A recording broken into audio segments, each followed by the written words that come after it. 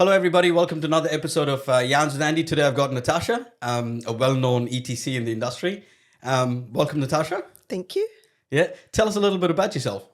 Well, I specialise in doing the independent engineer to the contract role. Yep. I started my business, Urban Outcomes, almost 6 years ago now. So before that, I worked in different facets of the construction industry as a consultant, client, contractor and subcontractor. So very well-rounded in terms of experience, and now I specialise in independent ETC. So you've been a project director as well for Yes. Honeywell in the past. You worked with Fletcher's, winning them new business? No.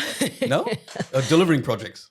For Fletcher's? Yeah. I came in to help recover the business after they had made a significant amount of losses. So I came in to do that in the Wellington and South Island region as regional manager for those two regions. You and I worked at Fletcher's in the same time, eh? Yeah. I think we just crossed over. I stepped in 2017, 2018, there or thereabouts. Oh, okay, yes. So I would have gone out on my... So after my time at Fletcher's brought me back from the UK when I was a general manager for Honeywell across the UK and Nordics, and Fletcher's brought me back from there. And after that, I went out on my own straight after working with Fletcher's. Yeah, cool. So what made you kind of take that jump from, working in a business, delivering projects to becoming an ETC? I think, ETC meaning engineer to the contract. Yeah. So I'll try not using acronyms, but... I think it was my experiences that I'd had on different projects. So as a client in New Zealand and then on PPPs in New Zealand, and then seeing it from the other side, from the main contractor side, I could really see that there was a need for an impartial, independent ETC, and that role where you're not mixed in with the project management firm was becoming a bit more prominent, particularly on the larger projects. So that was an area that I felt pretty strongly about, that independence, and really wanted to specialise in that area. So when I started my business, I specialised in two areas. One was independent engineer contract, and the other was recovery of broken projects. So recovery of broken projects? Yeah. As in delayed dispute resolution? Just as in coming in and trying to give a path to completion and helping project teams get to the end when things were stalling a bit. As it's happened now, my main focus has just morphed into the independent ETC, and that side of the kind of repairing broken projects is probably 10% of what I do. ETC is probably 80%. I do a bit of expert witness stuff as well. So yeah, I do a bit of that too. That's always fun. You said you wanted to be an impartial ETC. Mm-hmm. How do you do that? Yeah, it's sometimes... How do you go about it? Yeah, it just takes, I think, a bit of a firm mindset and an understanding of your role under the contract that actually, and there is a dual role under the 2013 3910 contract where you act as an agent for the principal and an expert advisor, but under certain instances you are the independent decider, I guess, of claims and to an extent dispute on claims. And it really just takes that mindset and understanding that that is my role. I have to approach this independently. I'm always very upfront with principals because ultimately they're the ones engaging me. So I'm always that's an interesting point, right? That's a very interesting point, right? How can you be independent when your bills are being paid for by the client? Yeah. How do you delineate that? Because I know when I'm being paid for by somebody, whether I like it or not, I'm going to sway my thinking towards benefiting the party that's actually paying my bills. Yeah. You just have to, it's your role under the contract to be independent. I guess, because I was on the committee for the new 2023 version of 3910 as well, where the roles are separated. So you've got the independent certifier, but ultimately your bills are still being paid by the principal. And there was discussion around a tri-party agreement with contractor and principal, but those costs are still going to be on charge by the contractor to the principal and their P&G. So however way you cut it, the principal is always effectively going to be paying for it. So from my point of view, it's just a matter of integrity and being very clear up front with principals and clients that I will be independent. And if they're not looking for that, then I'm not the person to engage. I think for the projects that I'm on, most of the clients that I'm being engaged by are pretty aware of that role and informed. I often get a lot of work through lawyers actually when they have a project about to start and they say to their client, you still need an engineer to the contract, and they'll say, well, I've got an engineer. What do you mean? Thinking, well, I've got a structural engineer, and so in those instances, those clients are very uninformed and they really have no idea what they're doing in construction contracts. So it takes a lot of explaining as to this is what the role actually is. Is that why you guys renamed ETC and engineer to the contract to contract administrator? Being more fitting description for what that role is? I think so. I mean, there is a lot of confusion out there. And if you think about it back in, when the first contract first came out in ETC role. 2013? No, well before that. Oh, yeah, the previous iteration? Yeah, it was. I wasn't in New Zealand before that, so I don't know. Yeah, and it's kind of kept going, but it probably was just engineers doing that role, civil engineers or, it was a very engineering-based role, but it's really morphed into something a bit different and particularly with the bigger projects, more specialised expertise. And you'll find that it's actually, can be anyone who does that role who has See, that's experience. an interesting point, right? So anyone being the key point. Yeah. As in, you don't need to be an engineer to be an engineer to the contract. You don't need to be a lawyer to be an engineer to the contract. You don't need to have any qualifications to actually act as an engineer to the contract. Nope. So which means, say my mate Lee here turns around and says, hey, I'm building a building. Yeah. Andy, can you come and take care of my interests? And that's okay. No, the contract does say that you have to have appropriate skill sets, and it does list your qualifications. Does it? Yeah. Oh, right. In Schedule 1. So what qualifications do you need to be an engineer to the contract? Well, from my point of view, I think it's actually, I don't think there isn't a specific qualification, although the Society of Construction Contract Practitioners now have a panel of engineers to the contracts independent certifiers where you have to demonstrate your qualifications, your experience, you go through an interview process, and then you're put on that panel as somebody who's been vetted. From my point of view, I think it can vary. There's no reason why someone who's been a project director for a main contractor can't be an engineer of the contract, even though they might not have a formal qualification, but they have the experience in the industry where they understand how construction contracts worked and how things really work on site. I mean, think about it, right? A project director, his predominant skill sets would be managing a big group of people to deliver a project, manage the client's expectations, and then get work delivered through his team. That would be his dominant skill set, apart from reading drawings and reading programs and attending PCG meetings, whatnot. Yeah. And making sure you comply with the contract. Yeah. Being a very small portion of his role. Yeah. So how can a project director then step into an ETC shoes when you're just going, what an ETC does? Okay, let's actually define what an ETC does. Yep. How does that sound? Or contract administrator. What do they do? What do they do on a day-to-day basis? What does that look like? Right. So the contract administrator in the new contract is effectively what the engineer's representative tends to do under the 2013 version. Yeah. So that is the role where you're mainly acting as the agent for the client. So you're issuing contract instructions or notices, or you're saying, right, you can have possession of the site now.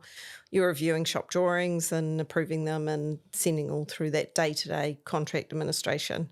The engineer to the contract side, where you're being the independent party, has now been renamed as the independent certifier.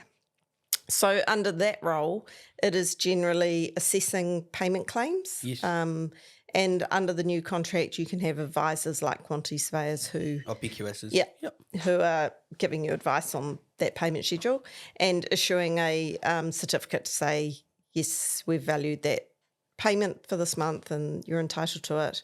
And then really it's any disputes. So if the contract administrator issues an instruction and they say, right, this is an instruction that has no time or cost implications, go and do it, but we're not reimbursing you or giving you extra time for it. That's the type, what do they call it? A, B, C? Type A, Right, varies, whatever. but yeah. One that's got time only, time and cost only. Yeah. Those are the three types that you deal with? There can be four. Yeah. They differ.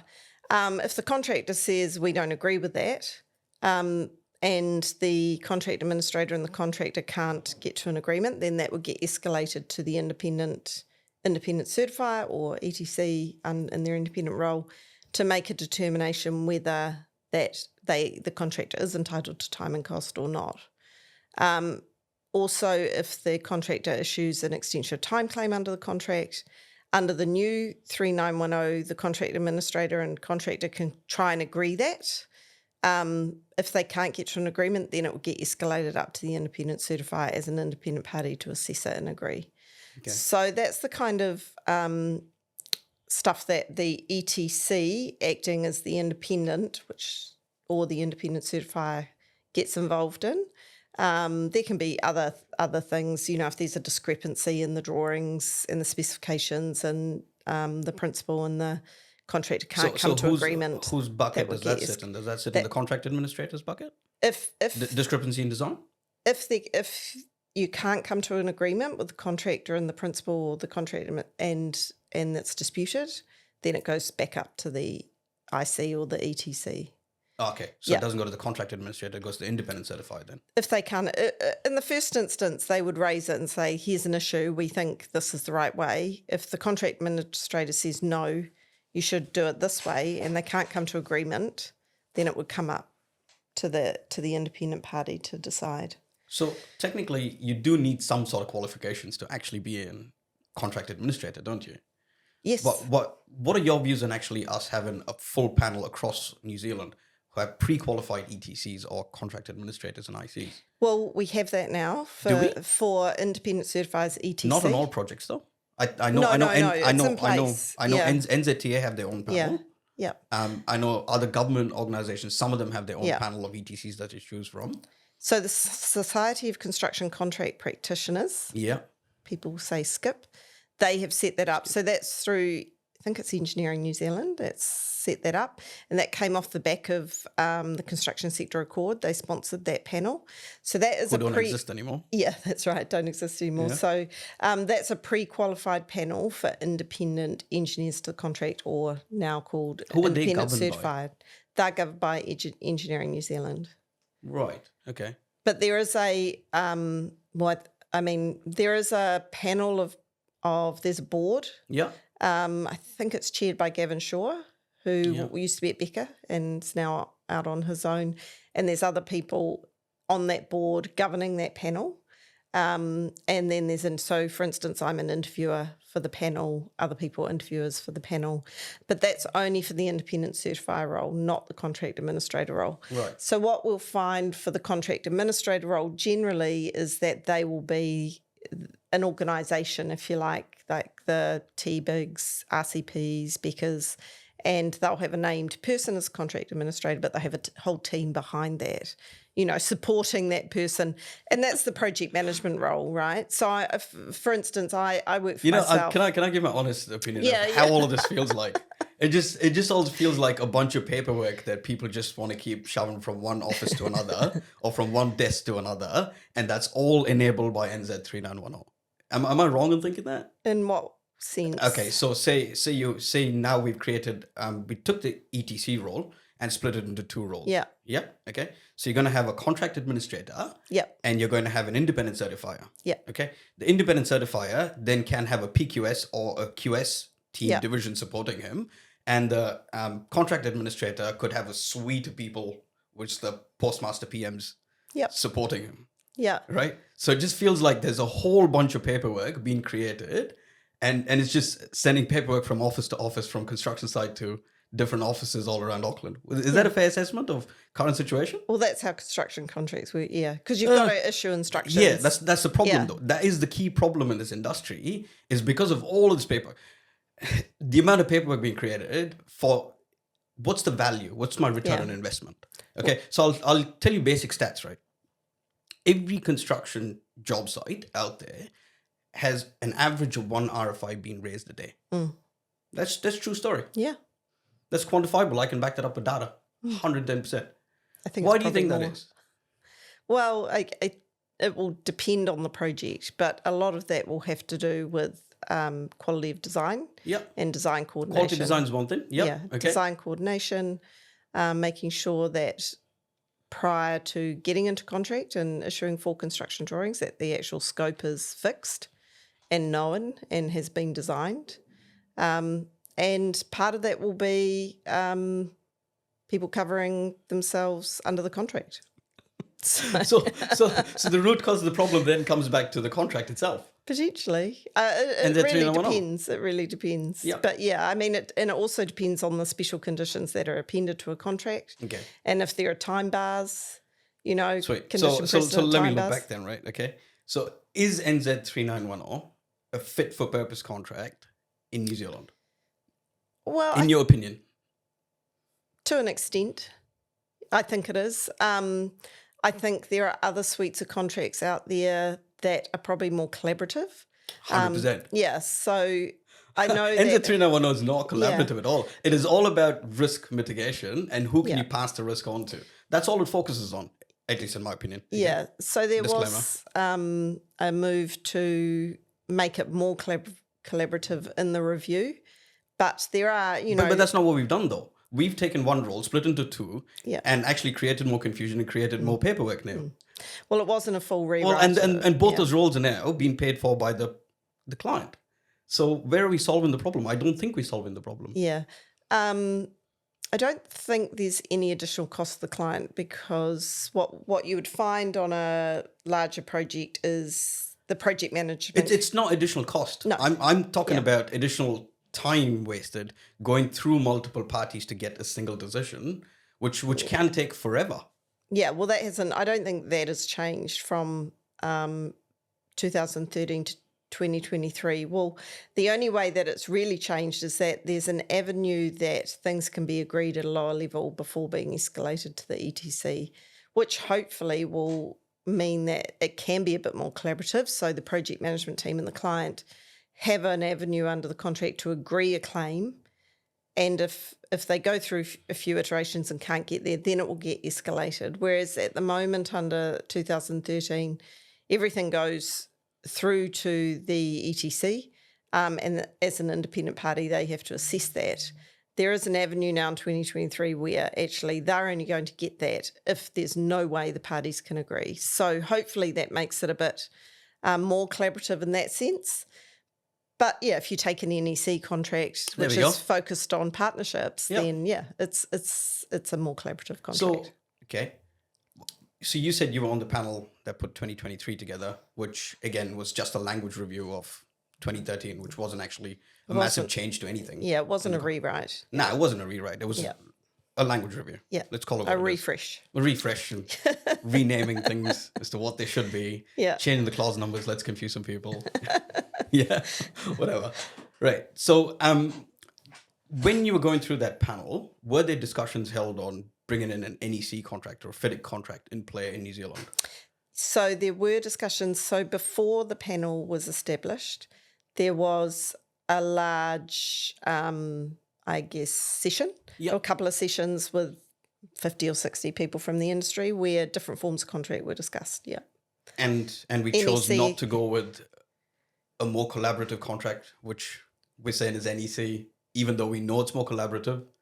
And we just did a refresher of 2013. Well, and we wasted 4 years doing it, though. Yeah, NEC still exists, but the decision was made that that New Zealand still needed its own standard form of contract and that needed a refresh. Why are we recreating the wheel when we know there's a standard form of contract that works worldwide? I'm blown away by this. For that. I'm blown away by this. Like, this is not the first time I've asked this question. In this very room, actually.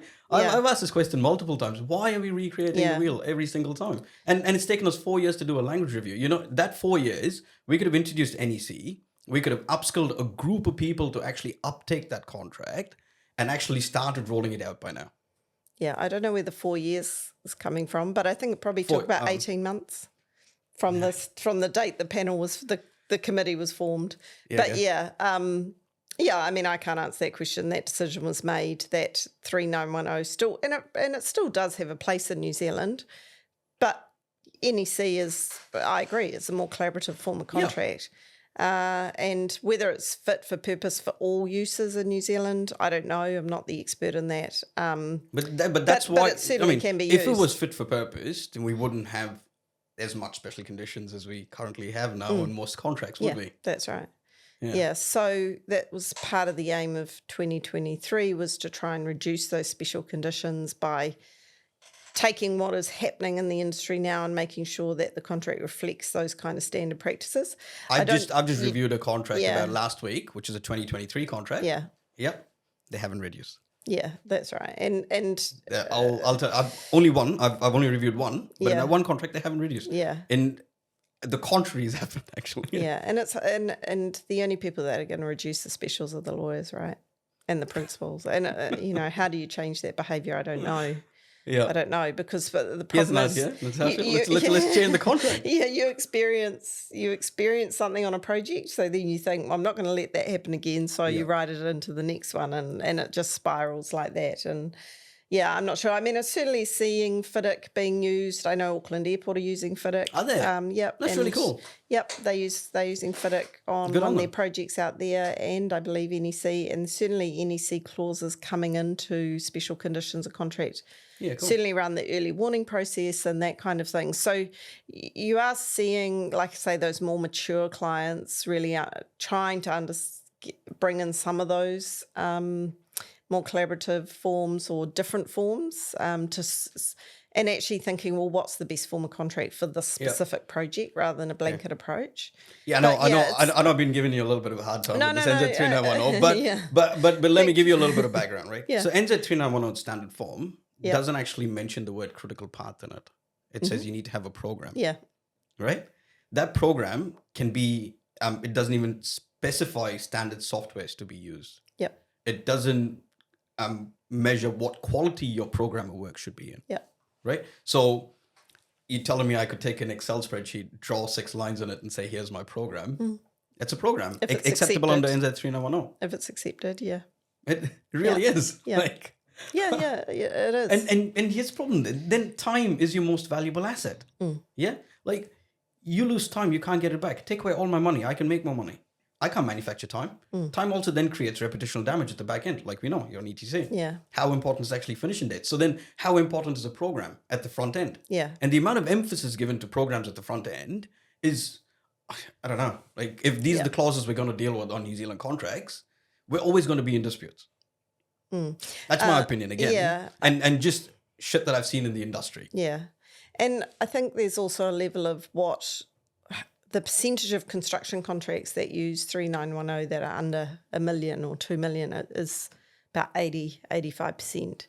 So they're kind of short, sharp projects. And do you need... But the NEC framework allows for that. Oh, yeah. I mean, anyone can use NEC now. Yeah. And you can strip back NEC down to your $2 million contracts and actually use it. But no one's stopping people using it. They're just not using it. Well, why do you think that is? New Zealanders don't really like change. Yeah. Okay. Well, I mean, yeah. All right. Okay. So, I can see that. Yeah. Oh, well, you and I are here to influence positive change. All right. Yeah. Okay. In your opinion, why should a $2 or a $1 to $5 million project use a FIDIC contract, and what's in it for them? From your experience, I haven't used FIDIC very much, so I don't have a lot of experience with it. From my point of view, because I do projects that are 2 million and under a lot, with a partnership I have with the Archdiocese of Wellington, and 3910 is a very simple contract put in place for those which people know. So the smaller contractors in New Zealand that I deal with on those projects, they know it. They just get on and do it. I don't, on a $500,000 contract, I don't ask them for a comprehensive program or a traffic management plan. So it's kind of an in and out, and it's simple. Yeah. If I tried to confuse them with FIDIC, they just wouldn't know where to start. I mean, that's probably why I said 2 to 5 million or 1 to 5 million. I can't remember what I said, but something but even that, like a couple million. It depends who you're targeting in the market, I think, and you can't force people to use a different form of contract. And I don't know how you go about upskilling all those smaller contractors in New Zealand to be able to use a FIDIC or an NEC. And I think the knee-jerk reaction to those are, well, it's a lot more work for us. Or we've got to issue all these early warnings or whatever, or under an NEC and that kind of thing. It's nothing. Not going to lie. NEC would be a lot more paperwork involved, and there will be a upskilling needed from where we are. Yes, yeah. But the thing is, we will eventually have to move to a more collaborative form of contract if we want to build better, if we want to reduce the amount of disputes in New Zealand. Yeah. I reckon we will eventually have to move. And that's my view. What do you think? I think on the larger projects, I'm starting to see a shift in that way slowly.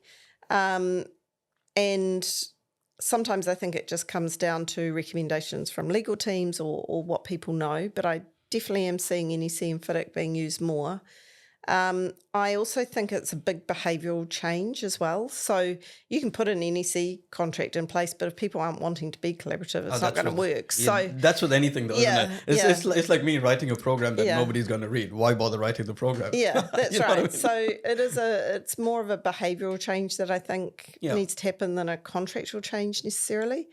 And I think the pendulum swung quite strongly.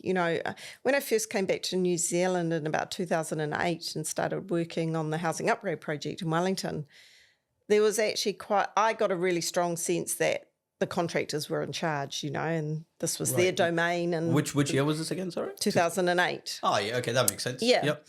And so you that was kind GFC, of... wasn't it? Yeah, you kissed, and, GFC, everyone was hungry for work, but there was still that feeling that this is our world and you guys just do it how we say it's going to be done. And I think you started to see that pendulum swing probably mid-2015 onwards, where actually... swung towards the client's favour. More experienced people coming back into the country from the UK or the US who'd used different forms of contract and were like, hold on, this is actually how the contract works. Let's follow the contract. And contractors in New Zealand weren't used to that. So, and the pendulum started to swing the other way. And in my opinion, probably went too far the other way with time bars and, condition precedents, that kind of thing. So, and there was a report that I wrote for Treasury, 2018 now it might have been, on the use of special conditions of contract in New Zealand in the public sector. And, you could really see there that things had gone so far to the other side they needed to come back. And how did you start to do that, which was where the Construction Sector Accord came in, the Infrastructure Commission came in. And then the transformation plan, that's what they put out. Yeah, to try and you start to see, Ministry of Education and places like that reducing special conditions or taking some of those more onerous things out. How we find a balance in the industry, I think, is the really important thing, because there are things that have happened that have driven those time bars. You're about a month out from completion and then the principal gets told, we're not completing for another 6 months. Right. Or you get variations priced 2 months after completion. No one's been able to budget for them. So people started to bring in time bars to avoid that situation. Yeah. So there needs to be a level of maturity from both the contractor and the principal side to understand, we need to be open and transparent. We need to give people the information and actually know the information to give them. And we need to make sure people understand the implications of decisions and a lot of that... Or indecisions. Or indecisions, exactly. Yeah. And so how as an industry do we mature enough that we trust enough to have those discussions and work as a team, even though you're two parties in a contract, work collaboratively no matter what the contract is. And I think that is the issue that we have in the industry, is that lack of trust. And because the pendulum swung so far the other way, people protecting themselves, or certainly contractors protecting themselves after we saw what happened to Mainzeal and Arrow and Fletcher's and Hawkins, before Downers bought them. And, so how do we get back to that more collaborative, trustful relationship? And that's taking time, and all we can do is work as an industry. I mean, I love the construction industry. I love working in it, and the people are great. So how as an industry do we keep building on that? You wouldn't be here if you didn't love it. Well, I wouldn't be here if I didn't love it. It's not easy. Sitting here taking time out just to have a chat to try and influence step change in the industry. That's right. It's not an easy industry to be a part of. And so for me as an independent, in that role, I think it's really important that I am independent in that role. And, you know... It's extremely crucial that you're independent. Like there's nothing more important because, you know... Yeah, because you could get that pendulum swinging one way or another. That's right, and that power is in your hands on any project as an engineer to the contract. That's right, and you know, if you want to see change in the industry, you've got to be able to hand on heart say, well, I am independently undertaking this role, and people can start to try and believe in that part of the process again. You know, there's no reason why a contractor shouldn't be able to pick up the phone to the engineer and talk through an issue with them without worrying that it's going to blow up or out of proportion, and just say, you know, what's the best way you think to approach this, and the principal should be able to do the same thing as well. You know, that's the benefit of having a single independent person, is they actually can be the eyes and ears for all parties. For just as long as they're independent, though. As long as they're independent. But that doesn't happen very often in New Zealand. There aren't many Natashas. I think it's getting better, and I'm certainly not perfect either. But I'm very consciously always trying to make sure that you know, that is my role and that's what I'm doing. And even the words that you use, or you know, you have to be very aware, always aware. Yeah. But I think it is getting better, and I think the Society of Construction Contract Practitioners, what they're doing with the panel and a lot of the kind of seminar, we kind of have interactive sessions where people share experiences as ETCs. I think is a good learning, gives you a good base of people to talk to. But I think it's an ongoing challenge, and I think just building that trust back up in the industry as a whole between contractor and principal is something that we all need to promote and help change, because I don't think the contract's going to do it. It's the behaviours that'll do it. Yeah, but the contracts influence the behaviours, though. Yep, that's right. I mean, absolutely. You know, if you put a condition precedent that within 10 working days of seeing there's a variation, you've got to price it and give a program. That's you're just going to be inundated with a whole lot of crap, a whole lot of paperwork, and you're going to get pissed off with the contractor, but they're only responding to a contract you've written. Yeah. So it's about understanding what you... But you want to know what the key issue is and have an early warning and the quantum of that issue. Yeah.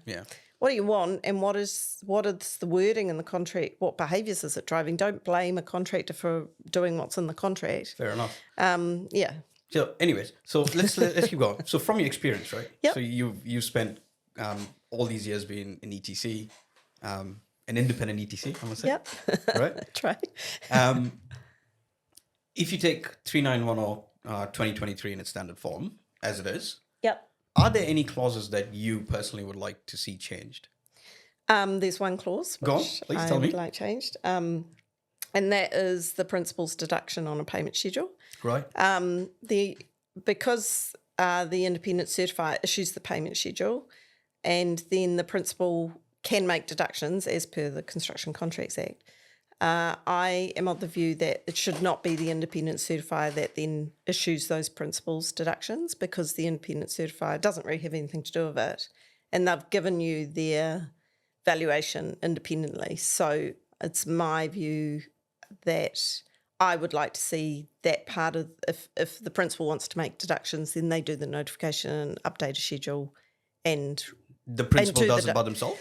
Yeah. Is that what you're suggesting? Or the contractor administrator who's working for them does them, but the independent certifier deducting amounts for the principal, it's just a direct pass through. I have no discretion over whether I agree with them or not is irrelevant. Yeah. It's a pass through. Under the contract, I have no discretion. So I don't really see the point of the independent certifier doing that. And I think it blurs the lines of independency. Yeah, because then he's not independent, then he's working for the principal. I see your point. You're just issuing you're issuing an instruction from the principal. You have no discretion or view over it. And I think if the principal wants to make those deductions, there's nothing that should prevent them just reissuing a schedule with the deductions made. So that was the one clause that I really wanted to keep, that independent certifier. I mean, it doesn't alter anything else in terms of their decisions, but it just, I think, blurs the waters just slightly when people go, oh, look at the deductions they've made. There's no and the deductions are made by the independent certifier. But actually they're not. Yeah. And you have no discretion. You under the contract, you just have to pass it through. You can't alter them. Yeah, cool. Yeah. Any other clauses that you see? Not specifically. There was quite a varied range of people on the committee, so I was very focused on the areas that I knew and understood, and there are other areas that I thought, well, contractors, plenty of contractors on this panel, they'll be making sure they get what they need in this, or so. Part of the review, I was quite annoyed that digitalization or construction digitalization, forms of digitalization construction wasn't even considered. Yeah, good point. Well, I think that's probably a reflection of a refresh rather than a rewrite as well. Yeah. And still, we're in the digital age. We're talking about AI systems. I'm building my own large language model here. I know. And you're saying we're having contracts that doesn't even consider digitalization? Isn't that like, come on. Yeah, because we really struggled with just the track changes, getting track changes in the contract. Everyone, very good point. I get a bit lost when it comes to AI and digital stuff. So. Right. I'm doing a whole piece on how you actually take a 3D model and actually, with a click of a button, you fully asset classify the entire building. Awesome. Yeah. And you then quantify the entire building. Yeah. Recalculates everything. Wow. We've already done it for about 8 jobs now. I don't think anybody in the world is actually working on what we are. That's cool. That's why we're building our own large language model. Yeah. To do the asset classification, and the location breakdown. Because if you think about what do I do for a living, right? I mean, I've got to answer 5 questions at any given point in time. Like who does what, where, when, and how much of it. If I'm doing that, I'm doing a fucking great job. Like at any given point in time, right? So to start with, I need that scope clearly defined. Right? I need a clear bill of quantity that has clear asset classifications. So we chose UniClass as our international standards of how we classify a slab, a beam, a structural steel column. Everything has a code associated with it, and we're standardizing the namings that we then flow through into the program. Yeah. Then we get the location breakdown, and then we get the quantities. I've already answered 3 of those questions. Yeah. Just by getting a BOQ. Yeah. So right now we've cut short our tender processing time by incredible amounts. Yeah. Normally it would take us like I don't know. I mean, it takes a normal contractor about 4 weeks to put a good program together. I used to be able to do it in about 2.5. Today we brought that right down. I won't tell you about how much, but and in that process, do you identify conflicts in design? The clashes? Yeah. I couldn't give a fuck about the clashes. Okay. Yeah. Right. Because clash detection is only a small, minute part of BIM. Yeah. That the industry focuses on so much. Yeah. Like think about this, right? We've been speaking about BIM for 20 years now, more than that. Like since computers were a thing, we've been talking about BIM. Yep. Why is what's the use case for a model, right?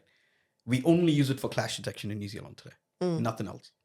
Why don't we use it for other things? Well, it doesn't seem to be used very successfully for clash detection. Not really. Well, the reason I'm asking is because, when you go back to the old bill of quantities, when they were measured, quantity surveyors would often pick up design coordination issues very early prior to... Yeah. Okay, there's design coordination issues, but then I think there's a more fundamental problem that I'm trying to solve. The more fundamental problem being, we spend way too much time bean counting and transferring information from a 2D file into an Excel file that is not interrelated data. Okay, so if I gave you an estimate in an Excel file, and then you turned around and asked me, Andy, where's that double door that you've mentioned in the schedule?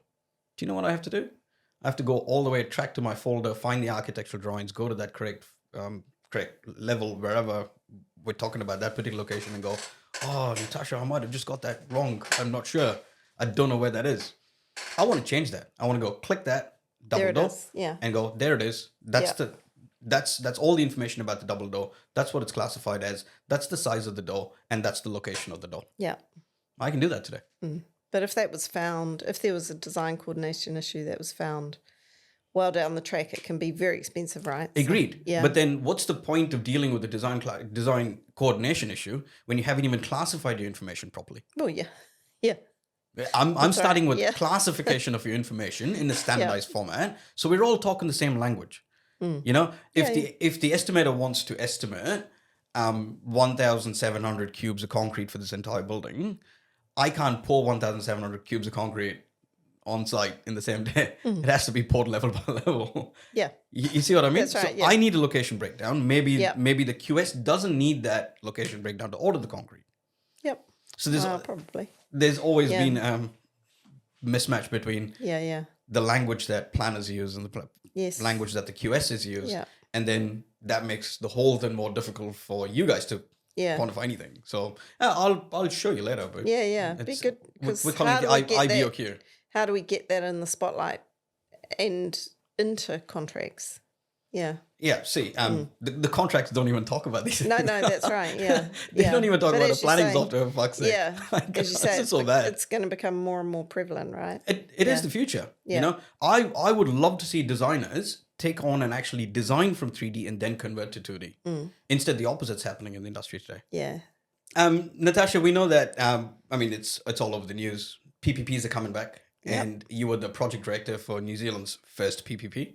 First fully wrapped PPP. Fully wrapped PPP. Yeah, not first. But. So can you explain to us what a PPP is, just for people who don't know?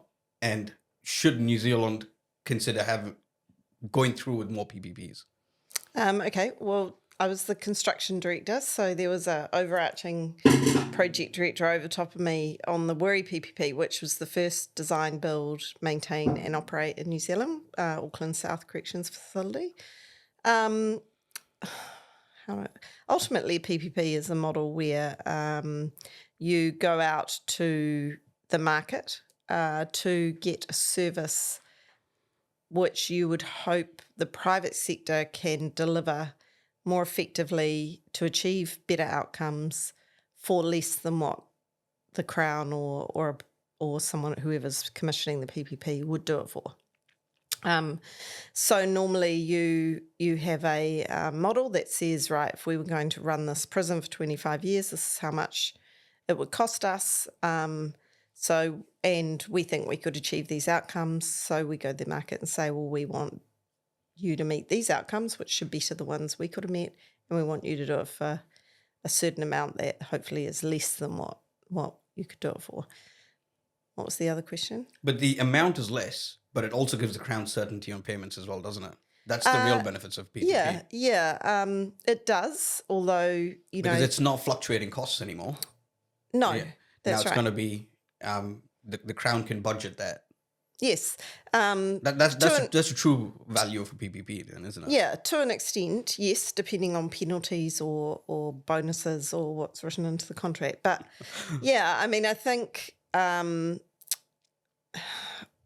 New Zealand has struggled a bit with PPPs in the past, mainly because we can't seem to get the international interest into them. And my experiences from PPP or from the Auckland South was that there was a lack of understanding from the New Zealand teams as to actually what a PPP is and how you deliver it. And, as in my role, I was trying to get a facility that met the operator's requirements. So the operator was also part of the special purpose vehicle and bidding team. Yep, and SPV. So effectively, as long as what was built, the operator said they could operate from and achieve the outcomes, for me it was kind of like, well, if they can achieve the outcomes that we want, then I'm not really that worried what they build, as long as it's safe and secure and the public are safe. And then it serves its purpose, Yeah, that's right. And I think there's probably a lack of understanding in the New Zealand market of the difference between that kind of procurement and a traditional procurement. So, that kind of all-in risk model and outcomes focused rather than very prescriptive. And I think that's what we've seen with the school PPPs, is very prescriptive. We want you to provide this this, and this. On a design, build, operate, and maintain one, it's very holistic, outcomes focused, and there's not really anything prescriptive about it from a construction point of view. I think the market really struggled with that. Yeah, right. And in my role... So the use cases was very specific, but then what the design wasn't specific, is that what you said? That's right, yeah. And saying to me, what do you think of this design? Well, looks fine to me as long as your operator is happy with it, you know, and it meets the lifespan and security requirements. So I think there's kind of a shift there of, what is the PPP trying to achieve, and what are the outcomes that the Crown or whoever are looking for. Yeah. Because for me, ultimately, that's what it's about, better outcomes under a private model who, if you're getting the private sector involved, one, they can fund, you've got funding, but equally they're meant to be able to do it more efficiently, better. Provide cost certainty. Otherwise, what's the point? The Crown, we might as well do it ourselves. So it's about demonstrating that and then understanding what that procurement model looks like. And I think that it's a very big shift for the New Zealand market. It's a complete shift in the way we think as well, isn't it? That's right, yeah. Yeah, but was that PPP successful? It was very successful in terms of on time, under the financial requirements. Certainly in terms of operations, there's been a few hiccups along the way, I think, but I think it would still be considered a successful PPP for New Zealand. It's a 1,500-place prison operating in South Auckland, and there are specific outcomes around that need to be met by the operator. If not, there's penalties and those kinds of things under the contract. So I think it was successful. Yeah, it was certainly successful for the contractor. From the construction side of it, I was focused on the construction and maintenance side of it. There were another arm of the project team focused on the operations, and then another arm focused on basically the whole project management of the thing. But there's another PPP in New Zealand that didn't go so well, is there? Yeah, well, there are a few, a few that haven't gone so well. Yeah. But I think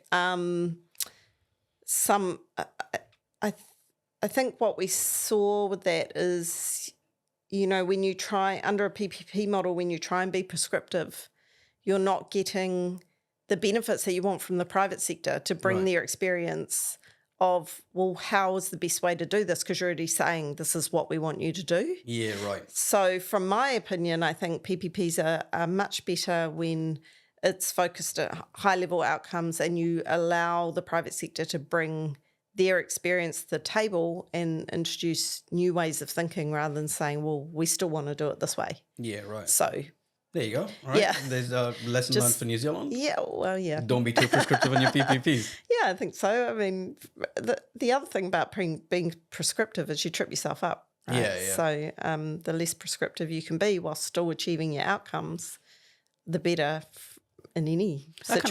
That makes sense. When you have a PPP, you focus on the outcomes, not on the process of how it's happening or the design of the you are getting the private sector to put their money where their mouth is and show how they can deliver it better. So let them would be my 2 cents. Yeah. Cool. Natasha, we know you love travel. Yes. Yeah, you're a big traveller. Where are you off to next? Anyway, exciting? Well, I've just come back from America. Yeah, cool. Yeah, so I just did a trip over the election, actually.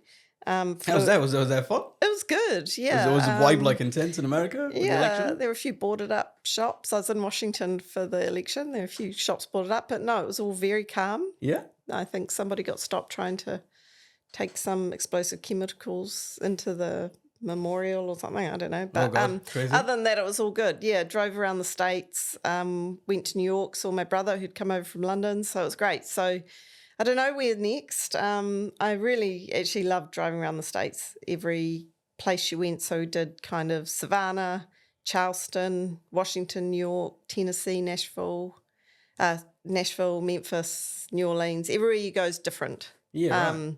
Different culture, different mindset, different people in every small areas of the States. And there's a lot to learn there, a lot about the Civil War, slavery, and then a lot of music at the end. It was awesome. Yeah, cool. Yeah, so I've been back 2 weeks. Any handy tips for people going to America? Go to Washington. It's amazing. Cool. Yeah, spend some time. Couple of weeks in Washington. You can get the train from New York in under 3 hours. It's great. Great. Yeah. All right. Washington, I haven't been to America yet, great. so I'll put it on my bucket list. Great. Yeah. Great museums. Natasha, thank you so much for your time. I really appreciate you taking the time and coming over and having a chat. Like, I'm sure people are going to get a ton of value from this, from just listening to us have a banter, have a yarn about this. Getting grilled.